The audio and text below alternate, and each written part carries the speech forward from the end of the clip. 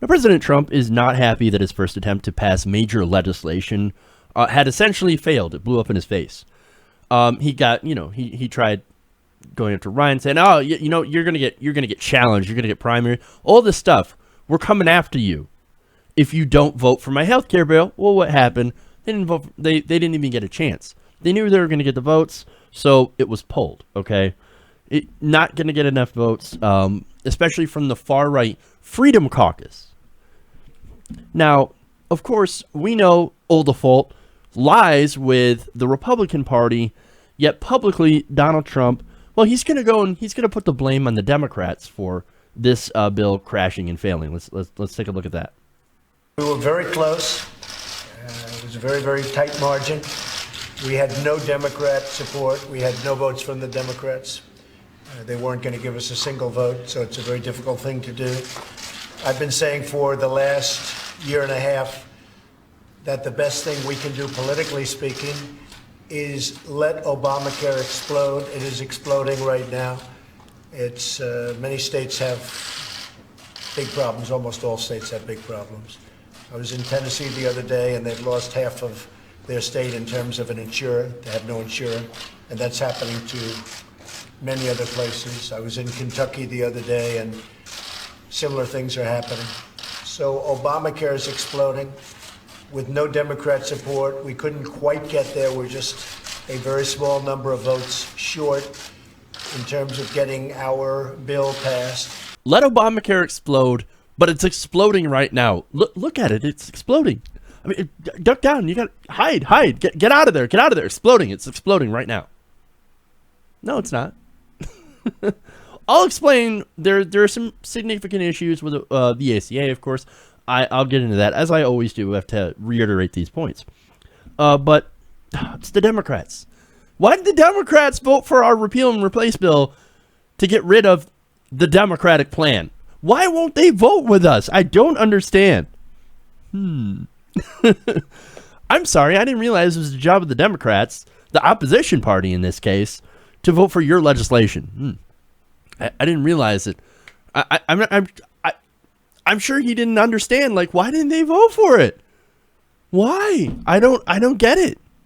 Why wouldn't the Democrats vote for my plan? My plan, which is worse, takes 24 million people off health insurance and gives a $600 billion tax cut to the richest top 10%. I don't understand why they didn't vote for that. I don't know, man. I don't know. I can't tell you. I can't tell you why. Now look, let me tell you, how many Republicans voted for the ACA? All right, none. Now, unlike Trump, who didn't go to the Democrats and said, "Hey, Democrats, you have any ideas on what to do for our health care bill?" Instead of getting together and like trying to fix the ACA, he was like, repeal and replace, repeal, get rid of Obamacare, disaster, everything about it, disaster. Let's get rid of it. Well, instead of doing that, maybe you should have said, I want to work with the Democrats to see if we can fix the ACA, which is what most of the American people actually wanted to do. No. Repeal, replace, get rid of it. Is it any wonder why the Democrats didn't vote for your piece of shit bill? Of course. Now, what's different from now and what happened when they tried to pass the ACA is that President Obama's like, okay, we're willing to drop the public option. We're willing to do this. We're willing to do that, so I can get some Republican votes. All right, I want to get some Republicans to sign on. So what can I do? Republicans said, no, don't pass anything at all. We don't want health care. We don't want your stinking ACA. Go shove it. And they got zero. They voted. No Republicans voted for the ACA. None. Zero. Zilch. Nada. Okay. So that's not because President Obama didn't want to deal with them. They said, hey, we have this plan. We have essentially your plan. Let's put it into action.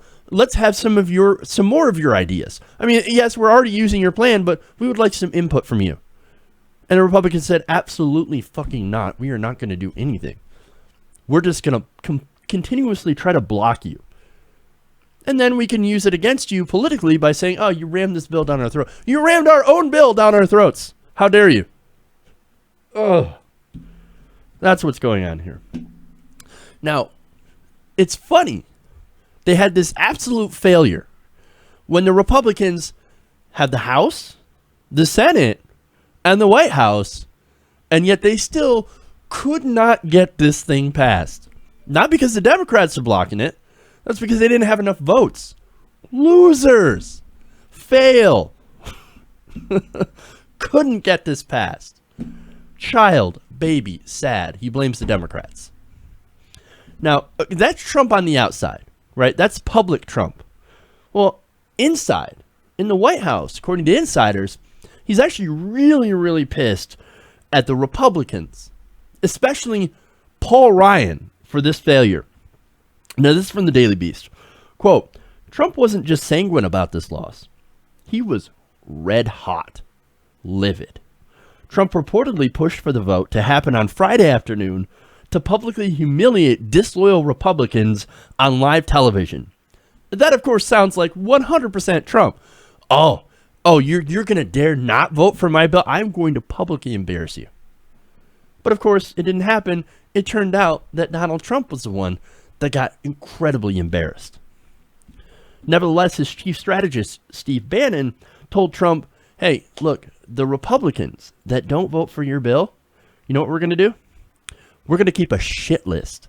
Any of the Republicans, including the Freedom Caucus, who stood against you on this bill, we're going to write down their names. They're on the naughty list now. You guys have been naughty. You violated the single most important rule when dealing with Donald Trump.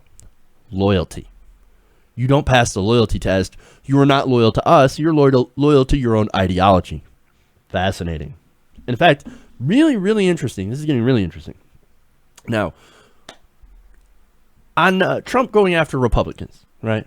Okay, well, first he starts off by tweeting out and actually promoting, which you shouldn't do, by the way. He's literally out there promoting a Fox News show. The president of the United States is promoting a Fox News show. Judge Jeanine Pirro. Now, her show just happened to coincidentally open with this sentence. Quote, Paul Ryan needs to step down as Speaker of the House. The reason? He failed to deliver the votes on his health care bill. Coincidence? Absolutely. But hilarious nonetheless. Boy, does that look bad. And of course, Reince Priebus comes out later and says, whoa, hey, man, Donald Trump tweeting that out. He didn't know he was going to say that against Paul Ryan. Everything's super great. I mean, and we're all in the White House singing Kumbaya. I mean, we're together 100%. There is no disunity in the ranks. Everybody's doing great. As he furiously pours Baileys into a cereal. My God. It looks terrible. Because it is terrible. This is a monumental defeat. It's a monumental debacle. A disaster. Now, when it comes to Paul Ryan, back to the Daily Beast article, Bannon, who is Trump's ear, has referred to Ryan as, quote, the enemy. And Breitbart had often ran hit pieces on Paul Ryan during the election. So, of course, now you have Ryan, who has been in the crosshairs, who is back in the crosshairs.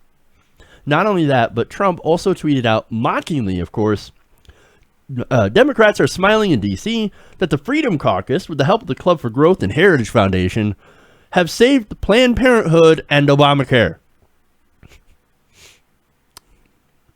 Look, we see this over and over again, right? So the far right essentially gets greedy, right? They're like, no, we're not going to take any deal unless it's the deal we 100% want and get 100% of what we want from this deal. We're not going to take it. We're going to leave it. Okay. Well, that's not how you do politics. Yes, you're supposed to come strong with your own proposals, but then you're supposed to negotiate to where you both, I mean, a perfect negotiation never really happens. Not everybody's going to be 100% happy. But if you both get at least some of what you want, you have negotiation. That's how it's supposed to work. That's why I always get pissed off at the Democrats for coming in with weak sauce. All right, you come in, it's that saying with the half a loaf, right? When you come in, you expect a half a loaf, you're going to get less. You're going to get crumbs. No, you come in and you demand the whole goddamn piece of, loaf of bread. Yeah, that's my loaf. No, there's my loaf. Okay, well, let's negotiate. Let's get to where we're both unhappy about it, but can agree on something. That's what does not happen anymore. Is the Freedom Caucus is my way or the highway. And unfortunately, Donald Trump, he's like, okay, highway it is, motherfucker.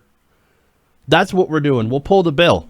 Gone. Move on to tax reform. Move on to building the wall.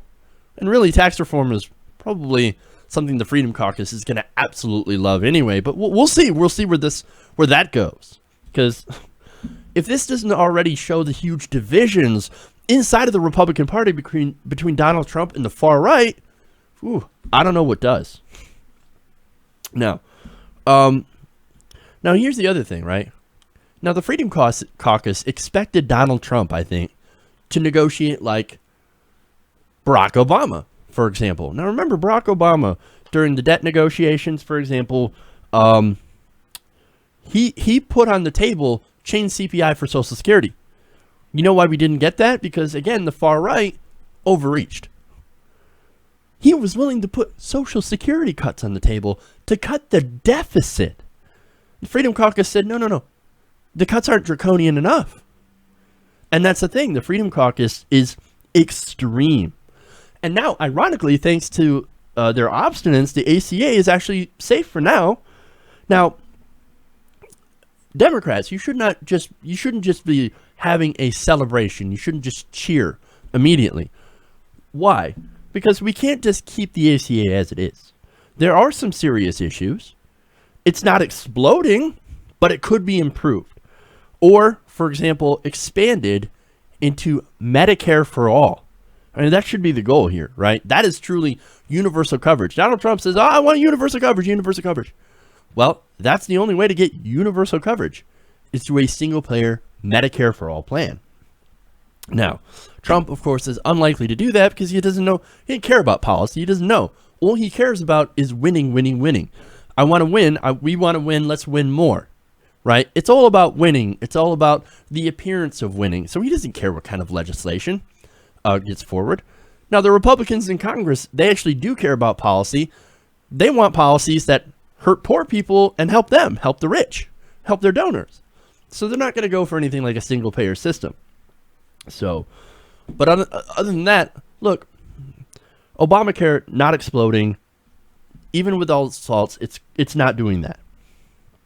Now, talking about possibly working with Democrats, this is interesting.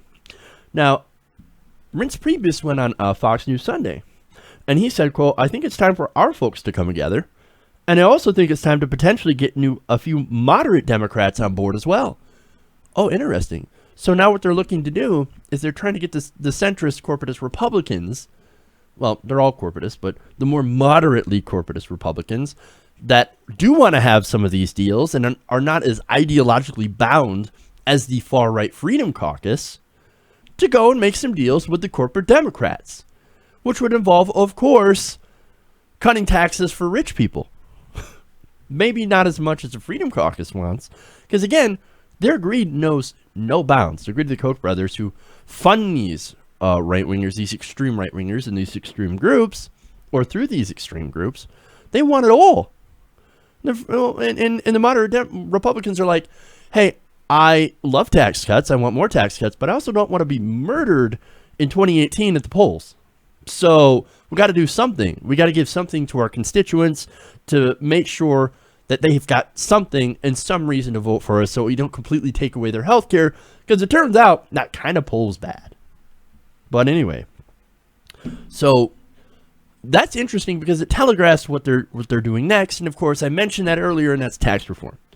Now, corporate Democrats, they do like the idea of tax reform, especially corporate tax reform. Now, you sprinkle in a couple of middle-class tax cuts, maybe a little giveaway to the poor, throw a bone here and there, and of course, with the help of the corporate Democrats, the Republicans could pass enormous tax cuts. That's next on the agenda. And if you think, oh, no, that's not going to happen, they're not going to work with Republicans on this. Now, remember, again, back to the debt negotiations, you had John Boehner coming out there and saying, we got 99% of what we want. We got some of our tax cuts. And then you also had President Obama saying, or I should say, enshrining into law 97% of Bush's tax cuts, made them permanent. That's something that not even George W. Bush could do. But President Obama did it. So if you think that corporate Democrats are not in favor of lowering corporate taxes. Of course they are, because that's their primary donors. So, and of course, that is next on the agenda. They're moving to corporate tax reform, so watch out. Whatever goes through and gets has bipartisan agreement in this area, you're going to have some massive tax cuts for the rich. Now, finally, on Trump being angry, of course, it's not about the policy. It's not about healthcare. It's about loyalty. Priebus said, quote, "I think the president's disappointed in the number of people that he thought were loyal to him, but weren't." It's about loyalty. That is the thing that Donald Trump values more than anything. And when you betray Trump, it is an unforgivable sin. So I believe that there's a shit list of Republicans, and I believe that the Freedom Caucus has just landed on that, as well as Paul Ryan. Now, you think they're going to do a whole lot? No, well, they're going to do as much as they can without the Freedom Caucus, and that means bringing on more corporate Democrats. So there's that. Now, this vote has also proved that Donald Trump is going to have a hell of a time navigating the politics of the White House. Turns out, kind of hard. Remember, healthcare is a lot harder than I thought. Well, it's not just healthcare. It's doing anything through divided government, through Congress. Despite the fact that, yes, Donald Trump does control, the Republicans, I should say, control the White House and both houses of Congress and 69 out of 99 legislatures.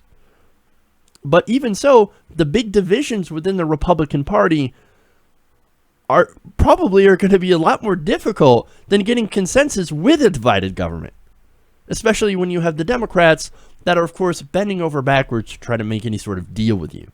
So there's that. This is going to be very interesting, what's going on here. But if you're curious to what the next 4 years is going to look like, I think this fight kind of sums it up. Hey everybody, thanks for watching this video. If you want to see more like this, please hit the subscribe button below. And if you want to support truly independent progressive media, please consider becoming a patron at patreon.com/TYTNation.